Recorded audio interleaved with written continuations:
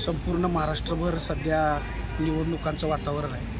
अशातच काल एका राजकीय पक्षाचा सातारा जिल्ह्यामध्ये शिवसन्मान मेळावा होता। या शिवसन्मान मेळाव्यादरम्यान त्या संबंधित पक्षाचे युवकांचे नेते म्हणवणारे माननीय महबूबभाई शेख यांनी काल सातारा जिल्हा पोलीस दलावर तसेच काही वरिष्ठ पोलीस अधिकाऱ्यांच्यावर टीका करून सातारा जिल्ह्यातील वरिष्ठ पोलीस अधिकाऱ्यांना पांडू हवालदाराची उपमा दिली।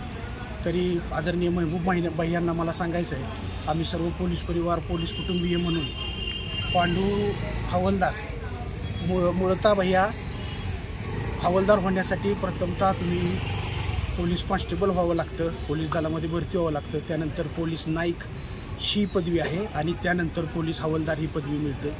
आपण खरं तर पांडू हवालदार म्हणून आमच्या वडिलांना, आमच्या बंधूंना, आमच्या पोलीस कर्मचाऱ्यांना पांडू हवालदार संबोधून त्यांच्या खरं तर संबंध महाराष्ट्रातल्या पोलीस परिवारांच्या भावना दुखावल्या आहेत। तरी इथून पुढं कोणत्याही प्रकारे किंवा आपणच नाही तर कोणत्याही राजकीय पक्षाने पोलिसांच्या बाबतीत काही विधान करताना कृपया त्याचा विचार करावा, कारण पोलीस इथून पुढं होऊ घातणाऱ्या आपल्या निवडणुका, इथून पुढं होऊ घातलेली आचारसंहिता, या सर्व प्रक्रियेमध्ये पोलीस हा 24/7 आपल्यासाठी रस्त्यावर असणार आहे।